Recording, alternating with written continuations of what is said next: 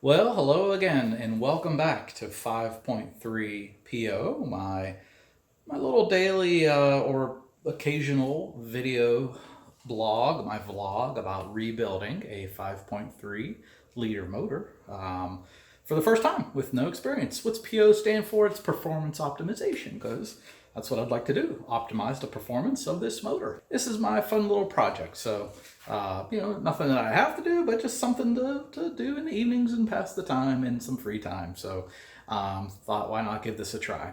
So anyway, here we are to our fourth episode.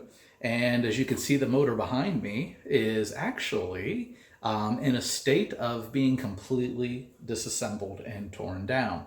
So anyway, let's take a closer look at where we're at just as a preview so you can see where we're going at with these videos. So here we are. Here is the motor completely, basically torn down. There are some bearings there left in where the cam goes, and I'll let the machine shop take those out. But aside from that, it's completely torn down. You can see there, nothing left but the shell, the block. So anyway, here's some of the parts. Of course, there's the pistons and the rods there, which honestly, I don't know. Let me know what you think. But I think they look kind of, I don't know, burnt. They don't look in very good shape. I mean, obviously I can't reuse these. I'm not sure I even want to clean them up, to be quite honest. But that really wasn't my plan anyway. I'm planning on just getting new, improved, maybe slightly better, higher performance pistons and connecting rods and all that stuff. There's the oil pan. I've got parts kind of laying around. And again, everything kind of looks a whole bin's full of parts there. There's the caps there for the crankshaft there, and over here I got the crank. So anyway, you can see we've got this thing completely disassembled. So with that said, I am kind of thinking ahead. Obviously, this is obviously going to take a great deal of planning for me to figure out exactly what I want to do rebuilding this. Okay, now, I'm not going for stock, but I don't want to go too far from stock. I'm interested in doing something that's maybe a little bit upgraded, a little extra performance, but nothing too crazy. I'm not going to install turbo or anything like that. I'm not going to get too crazy under the hood.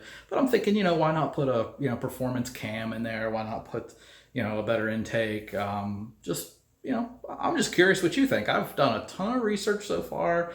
I've looked at a lot of the reference guides on Summit Racing website to see what is the suggested upgrades for my 5.3 LC9 motor, all aluminum, Generation 4. And I've got some good ideas, but I'm curious what you think. If you have any suggestions as to, and just keep in mind, this is going into a 2008 Suburban. It's a four-wheel drive vehicle. So if you have any suggestions as to what would be the first things to kind of go for, I'd be curious to hear what you think. Drop me a comment down in the comments section. Let me know what you think would be some good must-haves for to optimize the performance of this motor when I rebuild it. So there you have it. Like I said, we're up to episode 4. In this episode, I removed the engine mounts. Remember, I got this motor complete, had everything on it. So I removed the engine mounts, I removed the AC compressor bracket, and a bunch of other odds and ends. Taking this a little bit at a time in these videos so you can follow along. So with that, let's go ahead and get right into episode 4.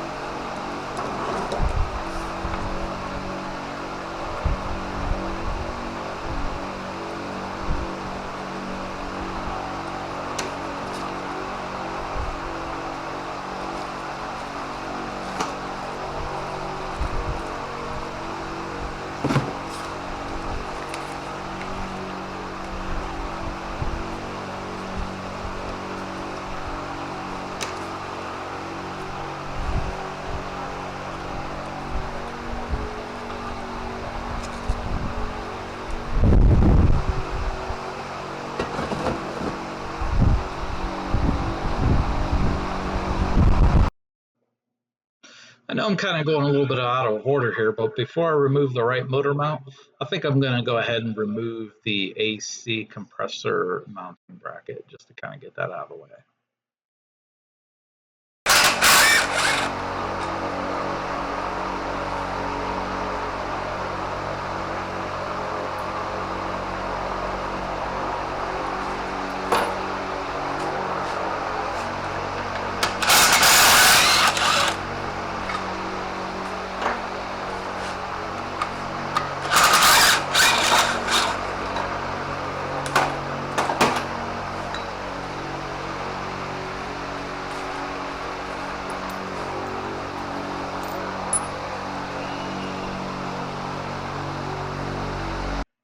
You'll notice the serpentine belt tensioner is also mounted to this bracket. So I guess it's kind of a kill two birds with one stone sort of situation here.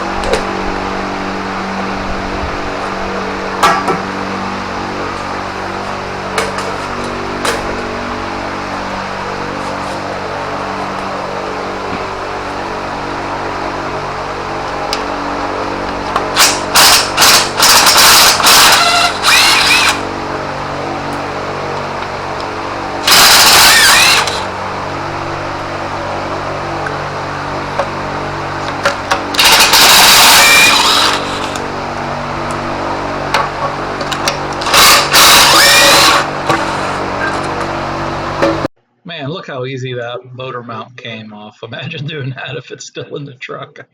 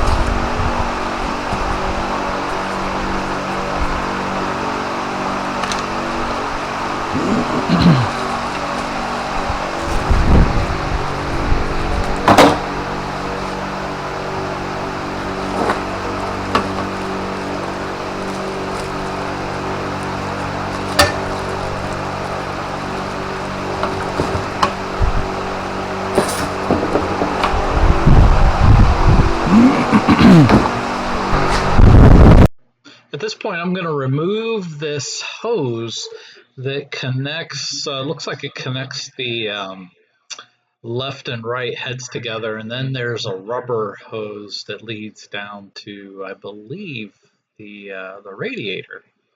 I forget what these parts are called, but anyway, you get the picture here. This is the next thing to come off.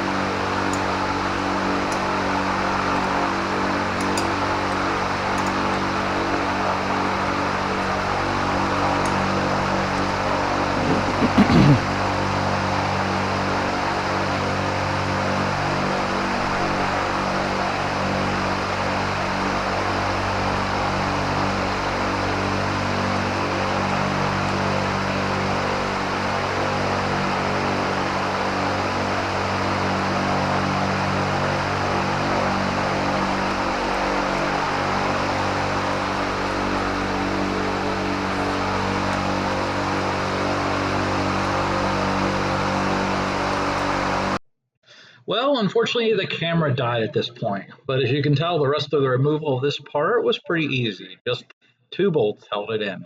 So with a dead camera, it seems that now is a good time to end this episode. At the beginning of the next episode, episode 5, I'll remove the fuel rails, fuel injectors, and then move on to bigger and more exciting engine parts. So be sure to join me for that, and we'll see you next time.